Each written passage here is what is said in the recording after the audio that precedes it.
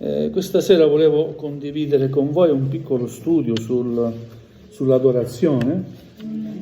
Abbiamo fatto mercoledì a Vittorio Veneto, speriamo sia utile anche qui, con l'aiuto del Signore, del suo Santo Spirito. Dobbiamo imparare ad adorare il Signore. L'adorazione fa parte della vita del credente. Noi siamo stati fatti per adorare Dio. Lui ci ha creati per uno scopo, per adorarlo. Gloria al Signore. E intanto adorazione ha un significato, dal greco proskinein. Magari non è che sia utile ricordarlo, ma importante è il significato, no? Vuol dire inchinarsi, servire, temere, rivolgersi con timore, cioè rivolgersi con profondo rispetto. E questo è il senso dell'adorazione, è la disposizione dell'uomo che riconosce la sua totale dipendenza davanti a Dio. Essa si manifesta nel culto, che significa appunto servizio a Dio. Amen? Cosa facciamo nel culto? È un servizio a Dio. E cosa si fa nel culto? Si adora Dio. Ogni cosa è incentrata a uno scopo ed è quello di adorare Dio. Si canta per adorare Dio, preghiamo per elevare a Dio la nostra adorazione, non solo le richieste, ma principalmente l'adorazione. E la parola crediamo sia ispirata, viene dal cielo, è Dio che la manda. Amen? E dopo averla ascoltata la facciamo nostra e continuiamo poi a ringraziare il Signore nella conclusione del culto adorandolo ancora una volta. Quindi il culto a Dio è nostro servizio a Dio. Nella Bibbia adorazione e culto sono una medesima cosa, non essendoci parole differenti per indicarli, siamo noi che li distinguiamo, separando l'atto culturale dal sentimento di dipendenza che lo accompagna. Leggiamo alcuni passi della parola, vi faccio leggere, mi aiutate un po' nella lettura. Adorazione è timore reverenziale. Genesi capitolo 28, versetti da 16 a 19, adorazione come timore reverenziale. Alleluia. Genesi 28, versetti da 16 a 19. Signore sia lodato. Amen. Quando Giacobbe si svegliò dal sonno disse: certo, il Signore è in questo luogo e io non lo sapevo. Ebbe ora e disse: come chiametto questo luogo? Questo non è altro che la casa di Dio e questa è la porta del cielo. Giacobbe si alzò la mattina di buon'ora, prese la pietra che aveva messo come capezzale, la pose come pietra commemorativa e vi versò sopra del luogo. E chiamò quel luogo Betel, mentre prima di loro il nome della città era Luz. Amen, vedete questo esempio, no? Giacobbe ebbe un'esperienza spirituale, si svegliò dal sonno e disse: certo, il Signore è in questo luogo, io non lo sapevo, ed ebbe paura, nel senso di timore reverenziale. Com'è tremendo questo luogo, affermò, perché quando c'è la presenza di Dio si sente la sua presenza, c'è qualcosa di straordinariamente bello, no? Di diverso, ma si prova un certo timore. Amen? Si prova un certo rispetto, perché la presenza di Dio incute rispetto. Qualche volta è anche spavento. Qualche verso, Esodo 20, versetto 18 a 21.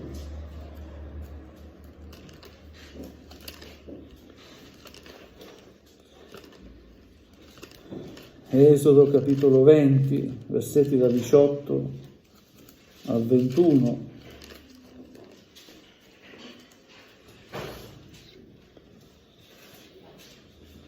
tutto il popolo udiva i tuoni, il suono della tromba e vedeva i lampi e il monte fumante. A tal vista tremava.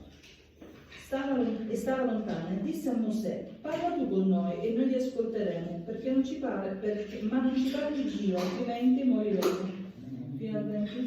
Fino al verso 21. Mosè disse al popolo: non temete, Dio è venuto per mettervi alla prova, perché ci sia in voi il timore di Dio e così non pecchiate. Il popolo dunque se ne stava lontano, ma Mosè si avvicinò alla nuvola dove era Dio. A me ci fu questa manifestazione, no, della presenza di Dio, ci furono tuoni, lampi, il monte che fumava, un vulcano probabilmente, cioè quando c'è la presenza di Dio anche la terra non può rimanere indifferente, La presenza di Dio è qualcosa di straordinario.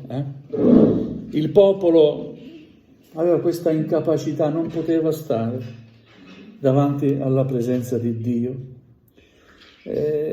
La manifestazione della presenza di Dio ha messo paura al popolo e ha delegato Mosè a parlare con Dio. Vacci tu. Noi non riconosciamo di non essere capaci di stare alla sua presenza, ma parla tu e poi ci riferirai quello che Dio ti ha detto. E così è stato, no? Quindi la presenza di Dio si fa sentire. Certamente non possiamo rimanere indifferenti. Io non capisco quei credenti che rimangono indifferenti davanti al culto, quando si celebra il Signore, quando si prega. Non possiamo rimanere indifferenti. Si sente che c'è la presenza di Dio. Che i nostri cuori non rimangano chiusi, ma aperti alla sua presenza. L'adorazione è anche conoscenza del peccato e di nullità. Possiamo fare riferimento al Salmo 51, quando Davide scrive: «Oh Dio, crea in me un cuore puro e metti dentro di me uno spirito nuovo, ben saldo, non rigettarmi dalla tua presenza». Perché Davide aveva sbagliato, aveva peccato e si era rivolto a Dio chiedendo perdono. Anche questo è un aspetto dell'adorazione, no? Riconoscere il proprio peccato e la propria nullità. Contemplazione delle opere di Dio. Il Salmo 8, se lo leggiamo, è una bella contemplazione delle opere di Dio. Anche questo è un aspetto dell'adorazione, no? Non vi capita quando guardiamo questi bei paesaggi che abbiamo qua nel Cadore, no? È bello, Signore, che hai fatto tutto bello, I nostri occhi si riempiono di bellezza. Oh Dio, quanto sono meravigliose le tue opere. E anche questo è un aspetto dell'adorare Dio, di adorazione.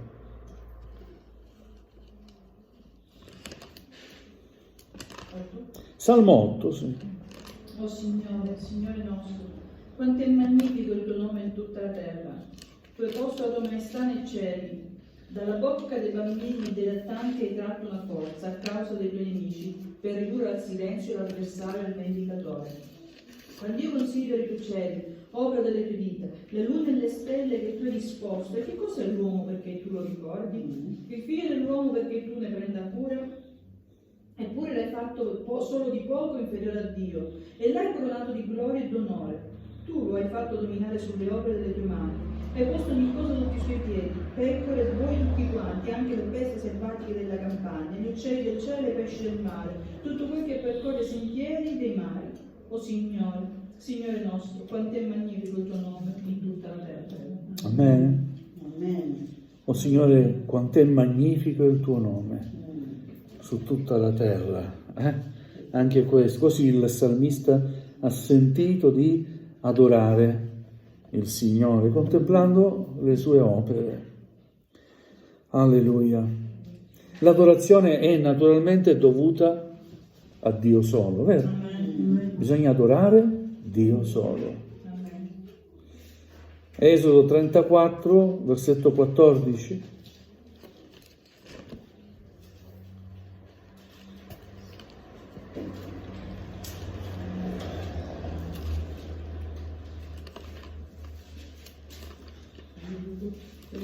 Esodo 34, capitolo 34, versetto 14. Tu non adorerai altro Dio perché il Signore che si chiama geloso è un Dio geloso. Amen. Amen. Tu non adorerai altro Dio. Il nostro Dio è l'unico solo e vero Dio. Guai all'uomo che pretende per sé l'adorazione. Non possiamo inchinarci davanti a un uomo per adorarlo. Qualunque carica ricopra. Noi non dobbiamo adorare gli uomini. Possiamo rispettarli. Ma l'adorazione va solo a Dio. Alleluia. Atti capitolo 12, versetti 21 al 23.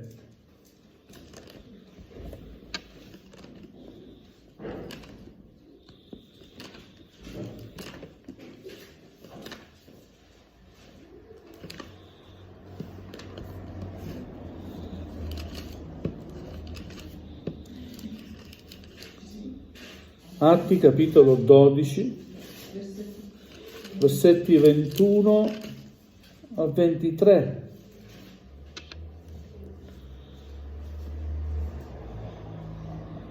Nel giorno fissato Erode indossò l'abito regale e sedutosi sul trono tenne loro un pubblico discorso e il popolo acclamava, voce di un Dio e non di un uomo. E in quell'istante un angelo del Signore lo colpì perché non aveva dato la gloria a Dio e il rosso dai vermi morì. Amen. Un esempio di questo re Erode colpito dal castigo di Dio perché si era innalzato. Certamente il popolo aveva fatto la sua parte, perché a volte stuzzica il nostro io, no? Il nostro orgoglio, acclamandolo, voce di un Dio, non di un uomo. E lui si era inorgoglito, forse pensava in quel momento, sì, sono un Dio. Ed ecco che interviene il Signore, perché solo il Signore è Dio. Alleluia. C'è nella parola di Dio, nel Nuovo Testamento, un esempio molto bello sul significato di adorazione, inteso come un dare a Dio. È il caso di Maria di Betania. È nel Nuovo Testamento ed è un episodio che, analizzandolo bene, vediamo gli aspetti proprio dell'adorazione come dare a Dio. Certamente noi veniamo in chiesa perché vogliamo ricevere da Dio,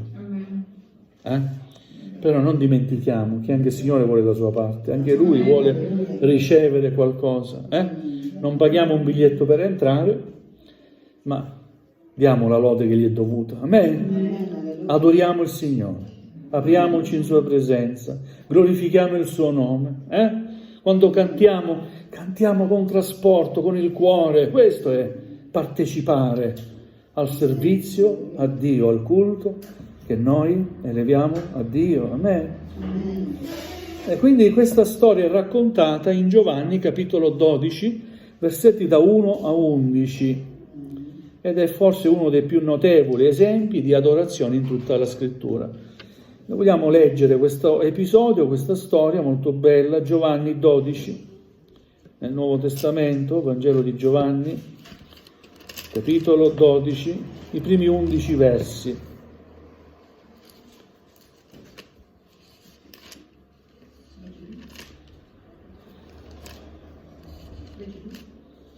Leggo io, Giovanni 12, versetti da 1 a 11. Alleluia. Giovanni 12. Dio sia lodato. Gesù dunque, 6 giorni prima della Pasqua, andò a Betania, dove era Lazzaro che egli aveva risuscitato dai morti. Qui gli offrirono una cena. Marta serviva e Lazzaro era uno di quelli che erano a tavola con lui. Allora Maria, presa una libbra d'olio profumato di nardo puro, di gran valore, unse i piedi di Gesù e glieli asciugò con i suoi capelli, e la casa fu piena del profumo dell'olio. Ma Giuda Iscariota, uno dei suoi discepoli che stava per tradirlo, disse: perché non si è venduto quest'olio per 300 denari e non si sono dati ai poveri? Diceva così non perché si curasse dei poveri, ma perché era ladro e tenendo la borsa ne portava via quello che vi si metteva dentro. Gesù dunque disse: lasciala stare. Ella lo ha conservato per il giorno della mia sepoltura, perché i poveri li avete sempre con voi, ma me non mi avete sempre.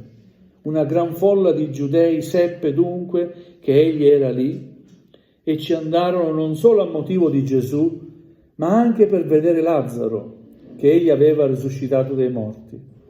Ma i capi dei sacerdoti deliberarono di far morire anche Lazzaro, perché a causa sua molti giudei andavano e credevano in Gesù.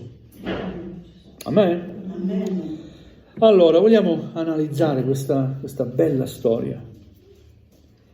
Intanto, primo punto, Maria non venne ad ascoltare un sermone.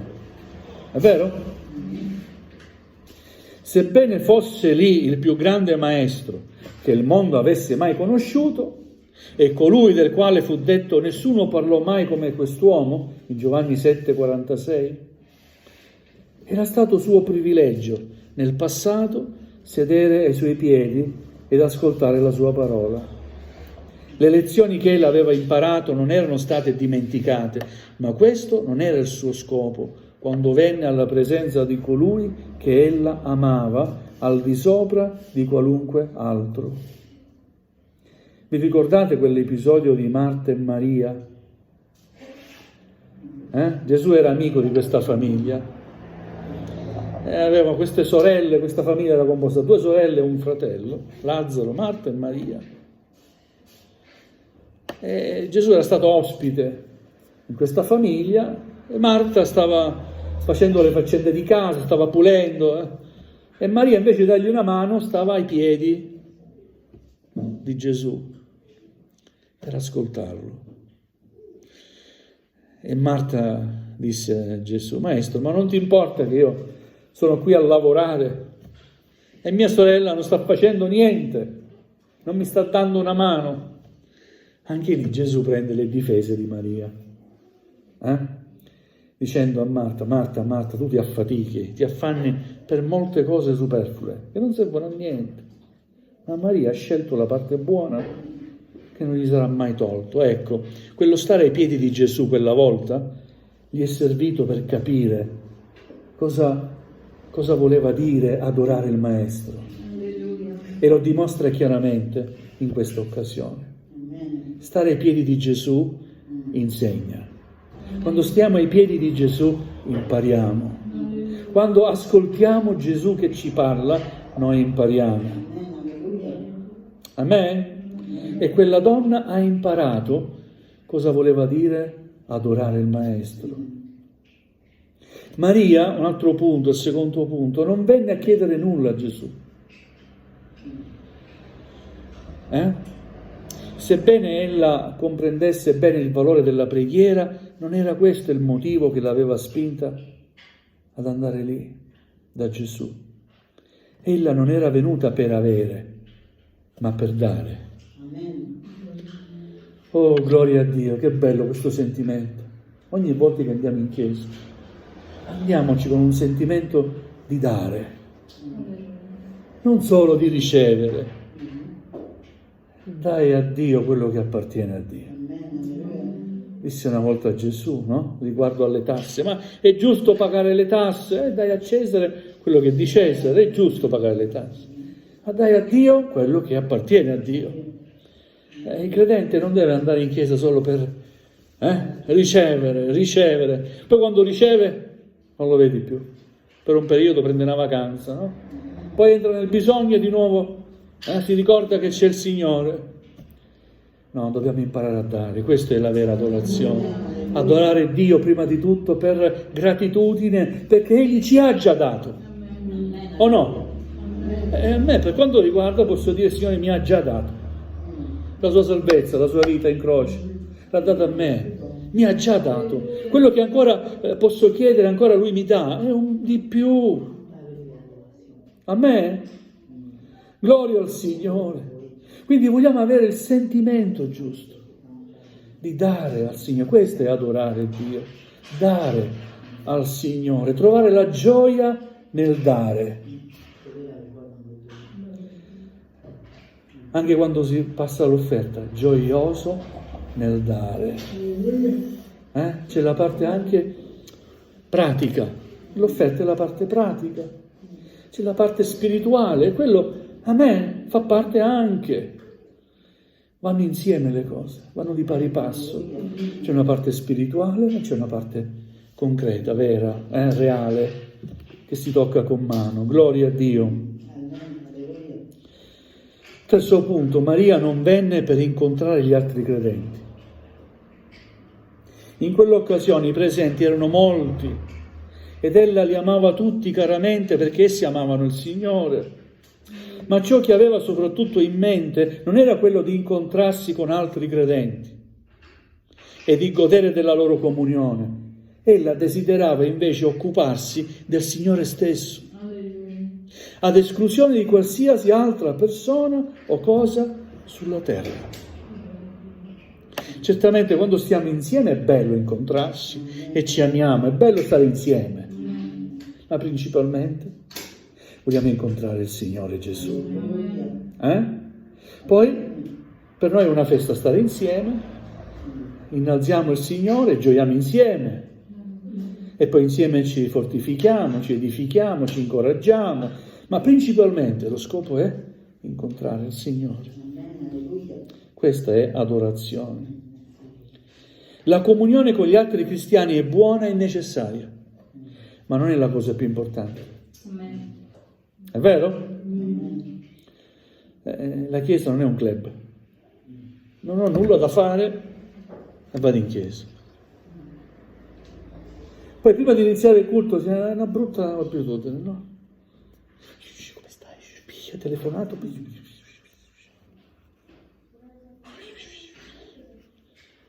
Oh, c'era una volta, avevamo anche qua, no? 8 regole per chi va in chiesa. Una cosa antica, vecchia, che mi ricordo io quando ero bambino. Entra con profondo rispetto nel locale di culto. Prendi il tuo posto, siediti. È vero? Prega. Prima di iniziare il culto, pregalo il pastore. A me? Belle regole, una volta si mettevano in pratica e mi ricordo quando si entrava già in chiesa si sentiva una meravigliosa presenza del Signore, che già ognuno pregava. Poi dopo la fine del culto ci si salutava, pace, magari 2 paroline si scambiano, ma gloria a Dio. Prepariamoci per entrare alla presenza di Dio, prepariamoci, offriamo il culto con un cuore disposto, adoriamo realmente il Signore.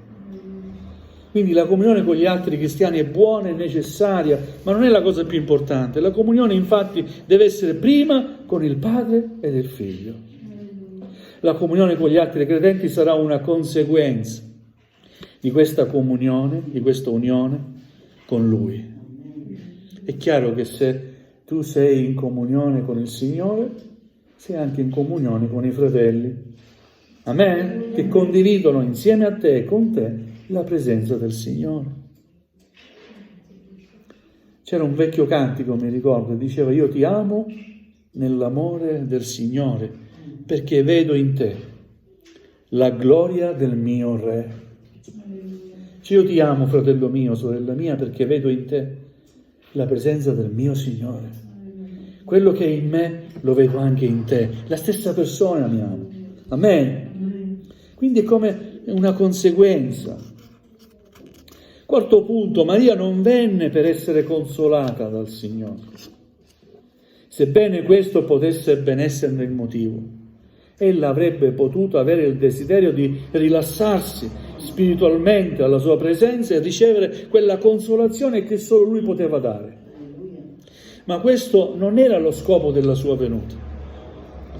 Certamente non vi è nulla di più consolante per il credente stanco della sua battaglia contro il mondo, la carne e il diavolo, che venire a sedersi quotidianamente alla presenza del Signore per fugare le proprie preoccupazioni e lasciare che la pace celeste entri nel suo cuore.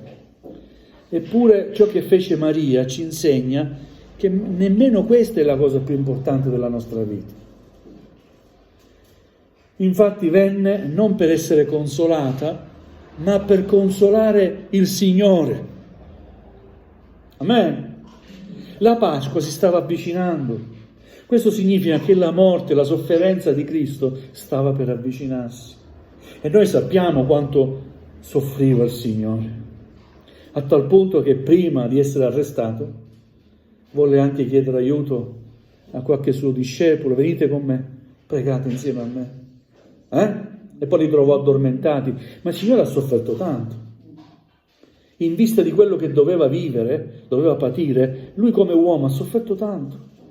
E quella donna, Maria, era lì per consolarlo. Amen. Alleluia. Quanto egoismo a volte è in noi. Signore, fammi, dammi.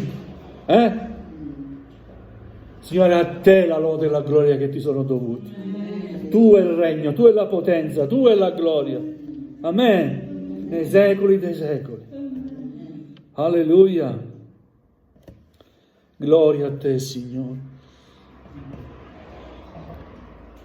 Con il suo gesto Maria fece sì che il Signore fosse consolato alla vigilia della sua opera di redenzione.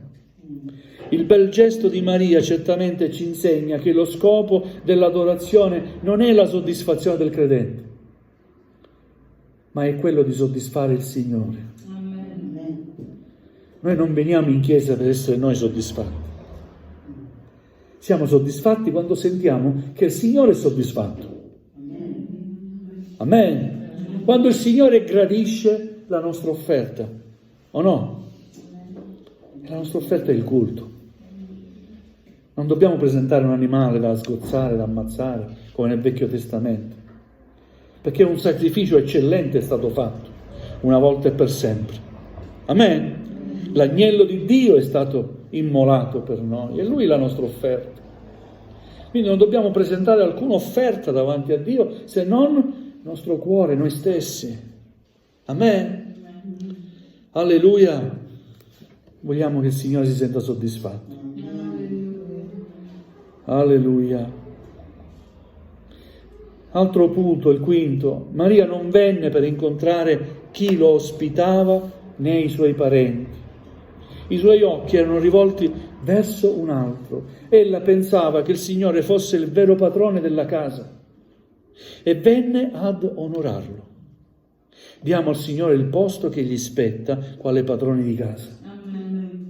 E non permettiamo che nessun altro, per quanto piacevole possa essere la sua personalità o potente il suo ministero, privi Cristo del posto di assoluta preeminenza che gli spetta di diritto. Amen? Una volta mi ricordo si pregava prima della predicazione: nascondi il tuo servo dietro la croce. E queste preghiere mi hanno sempre colpito. Nascondi il tuo... Ho capito il senso, sì, perché non dobbiamo essere noi predicatori a prevalere, ad apparire, deve essere lo Spirito Santo a manifestarsi. Amen. Gloria a Dio. L'uomo deve mettersi da parte, deve essere Lui davanti a noi. Amen. A Lui va solamente la lode e la gloria. Maria non andò da Lui, altro punto, il sesto, Maria non andò da Lui perché quella era la moda del giorno.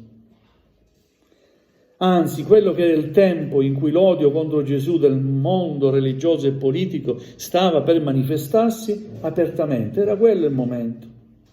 Egli era davvero disprezzato e abbandonato dagli uomini. Il periodo della popolarità era ormai tramontato e si avvicinava alla vigilia del tradimento e della crocifissione. Il sentiero che percorrevano i veri discepoli di Cristo non è mai stato affollato, né è stato mai popolare. Se però egli, come nel caso di Maria, ha come suo unico scopo la gloria di Cristo, considera ogni cosa essere un danno di fronte all'eccellenza della conoscenza di Cristo Gesù. Amen. E questo è un versetto che troviamo scritto in Filippesi capitolo 4, versetto 8. Il servo, il credente, deve essere pronto come adoratore a fare quell'esperienza che Paolo chiama la comunione delle sue sofferenze. Dobbiamo identificarci con Cristo. In Filippesi capitolo 3, versetto 10, Paolo parla proprio della comunione delle sue sofferenze. Egli allora può essere certo che, come nel caso di Maria, la sua fedeltà al Signore e alla sua parola non rimarrà sconosciuta né senza ricompensa da parte di Lui in quel giorno, quando tutti i suoi compariranno davanti al tribunale di Cristo. Cioè, la nostra adorazione non rimarrà mai senza ricompensa davanti a Dio. Quello che Maria ha fatto è rimasto, e se ancora oggi lo stiamo meditando, è perché ci insegna qualcosa. È vero? Pensate, uno dei suoi discepoli, Giuda, che stava per tradirlo, fece una critica. Perché sprecare quest'olio? Per buttarlo ai piedi di Gesù. Non si poteva vendere per 300 denari, una grandissima somma. Quell'olio valeva, e vale ancora oggi, tantissimo. Non si potevano vendere quest'olio per 300 denari e darlo ai poveri? Ma interviene il Signore Gesù. Lasciala stare. Non la importunare, lasciala stare. I poveri li avete sempre con voi. A me non mi avete sempre. Quello che questa donna ha fatto, lo ha fatto in vista della mia sepoltura. A me? Cioè, quella donna, adorando il Signore, aveva capito quello che il Signore doveva patire, doveva affrontare. E forse gli fu rivelato, forse nello spirito, che poi non si sarebbe potuto andare lì, nella tomba, con i profumi e gli aromi, come quelle donne tentarono di fare, vi ricordate? Dobbiamo andare ad onorare il Signore. Chi ci toglierà quella pietra? Andarono lì e trovarono già la pietra arrotolata. Quindi non hanno potuto profumare la salma, perché la salma non c'era più. Gesù è vivente, è risorto. Però quella donna, Maria, ha avuto il privilegio di farlo prima di tutte. E questo è rimasto, vedete, il Signore ci premia. Dio onora coloro che lo onorano. Amen? Gloria al Signore. Alleluia. Maria depose ai piedi di Gesù, il settimo punto, ciò che aveva di meglio. Anche questa è adorazione. Dare al Signore ciò che hai di più prezioso. Il suo fu un dono costoso. Considerando quel poco che allora guadagnava al giorno un operaio, il suo dono comunque rappresentava il salario di un anno intero. Il suo dunque non fu un dono da niente. L'amore si misura sempre dal sacrificio che esso fa a favore del suo oggetto. Il Signore ha amato la Chiesa e ha dato se stesso per lei. E questa è la misura che ci dà l'amore di Dio. È vero? Ci ha così amati che ha dato la sua vita per noi. E ci ama ancora il Signore. E ora potete dire, ma quanto ami tu il Signore? Cosa sei disposto a dare tu al Signore? Un piccolo sacrificio. Dobbiamo imparare a farlo per il Signore, che poi è adorare Dio. L'adorazione che non costa nulla, quanto a tempo, energia, pensiero, denaro, non è degna di questo nome. Adorare il Signore deve costarci qualcosa. Deve essere pronto a pagare per il privilegio di adorare qualsiasi ne possa essere il costo. Il suo dono era stato messo da parte per questo scopo particolare. Fu Maria che ebbe il grande onore di essere l'unica che unse il Signore per la sua sepoltura. Le altre donne arrivarono troppo tardi. L'episodio che vi dicevo prima, no? In Marco capitolo 16, versetto da 1 a 6. Maria non aveva bisogno di andare alla tomba, perché sapeva bene che colui la cui parola aveva chiamato Lazzaro dalla morte alla vita avrebbe ripreso la vita data per la sua redenzione. Gloria a Dio. L'ottavo punto, un profumo gelosamente custodito. Com'è bello quando i credenti vengono dapprima individualmente da Lui con il profumo gelosamente custodito della loro stima ed amore per Lui, e poi collettivamente per spargere il profumo della loro adorazione alla Sua presenza. Una tale offerta non solo onora il Figlio, ma è molto gradita anche al Padre. Il suo dono fu senza riserve portato ai piedi di Cristo. Ella sapeva che presto quei piedi l'avrebbero volentieri portato al Calvario, dove sarebbero stati trafitti per i suoi peccati. Ella sapeva anche che, come suo Messia, egli un giorno si sarebbe assiso su di un trono e nella gloria della risurrezione avrebbe regnato fino a quando Dio avrebbe posto i suoi nemici come sgabello dei suoi piedi. Senza dubbio Maria aveva tutto questo in mente quando si avvicinò con il suo prezioso dono, che versò completamente ai suoi piedi. Ella non tenne nulla per sé, ma gli diede tutto senza riserva. Maria infatti non aveva nessuna intenzione di usare mezze misure per esprimere la sua devozione al Signore, e non come Anania e Saffira, che desideravano semplicemente far bella figura tenendo per sé parte del prezzo del terreno che avevano venduto. Ricordate questo episodio in Atti capitolo 5 versetto 2? È scritto che la Chiesa primitiva metteva tutto insieme, no? E si parlava un giorno, vi racconto un po', riassumo l'episodio, io metto questo insieme, gloria a Dio. Anania e Saffira dice, noi mettiamo questo, abbiamo venduto un terreno, questo abbiamo ricavato, lo mettiamo tutto. E dissero una bugia, perché non misero tutto veramente, ma si tennero una parte per sé. E allora Pietro, illuminato dallo Spirito Santo, gli fu rivelato per lo Spirito che era una menzogna questa. Dice, voi avete mentito non a noi, ma allo Spirito Santo. E intervenne il Signore, morirono. Perché? Dice, nessuno vi ha chiesto niente. Siete voi che siete venuti da noi, nessuno vi ha mai chiesto dateci vostre cose, no? Ma l'amore di Dio era talmente vivo nella vita dei credenti che spontaneamente mettevano di comune ciò che avevano. E questi coniugi, Anania e Saffira, si tenettero qualcosa per sé, no? Con menzogna, con bugia, quindi questo non adorò il Signore, non diede gloria a Dio. Quindi il credente deve imparare dal suo nobile gesto che fu lodato da Cristo. L'adorazione deve comportare una devozione assoluta. Con profonda umiltà, altro punto, il suo dono fu accompagnato da un atteggiamento di completa abnegazione. La Scrittura ci dice che dopo che ella ebbe unto il profumo ai suoi piedi, li asciugò con i suoi capelli. Ci fa comprendere il senso dell'umiliazione, no? L'umiltà di questa donna, chinata e con i suoi capelli asciuga i piedi del Maestro.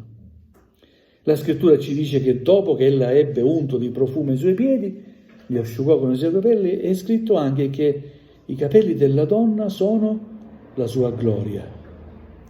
Così possiamo dire che ella portò la sua gloria ai suoi piedi in umile e pur sublime adorazione. Che bel quadro è questo di quel necessario atteggiamento di profonda umiltà che dovrebbe caratterizzare l'adorazione del popolo di Dio. Dio vuole che nessuna carne si glori al suo cospetto. La carne, qualunque forma essa possa prendere, non ha alcun posto nell'atto di adorazione. Tutte le glorie naturali o le eccellenti qualità che l'uomo possa possedere devono sparire alla presenza del Dio dell'universo. Nessuno può gloriarsi alla presenza di Dio. E spesse volte gli apostoli venivano adorati. Ci fu un'occasione che l'apostolo Paolo venne adorato e subito disse: no, si stracciò le vesti, non dovete adorare noi uomini. Ma noi siamo servi dell'Iddio vivente, servitori di Cristo Gesù il suo figliuolo. Dovete, come noi, adorare solo Dio. Tennero a precisare questo. E noi dobbiamo stare attenti, perché la gloria va solo a Dio. La casa fu piena del profumo. Il suo dono fece sì che tutta la casa fosse piena della fragranza, del profumo che egli aveva così generosamente versato ai suoi piedi. Tutti i presenti condivisero i benefici del suo munifico dono. Lo stesso Signore fu al centro dell'attenzione generale, occupando così il posto di preeminenza che gli spettava. È vero che vi furono di quelli che criticarono il suo atto, ritenendolo un'inutile perdita, ma la lode del Signore controbilanciò questa critica negativa per quello che essa aveva fatto. Amen? Alleluia! Quando si adora il Signore, quando svolgiamo un servizio con dedizione al Signore, anche quelli che stanno attorno a noi ne traggono beneficio. E noi vogliamo spandere il profumo di Cristo. Amen? La casa fu piena di quel profumo. Quel profumo sparso ai piedi del Signore riempì poi tutta la casa. Dobbiamo riflettere su questo concetto. Quando adori il Signore, anche gli altri ne traggono il beneficio. Perché la tua vita si arricchisce di quelle ricchezze spirituali, si arricchisce della conoscenza di Cristo. Amen? Si arricchisce della parola vivente che è dentro di te e che vive, e puoi dare agli altri quello che hai ricevuto dal Signore. Amen. Vogliamo continuare ad adorare il Signore, con tutto il nostro cuore, con tutta la nostra mente, con tutta la nostra forza. Amen. Gloria al Signore. Vogliamo chinare il nostro capo. Gloria a Gesù.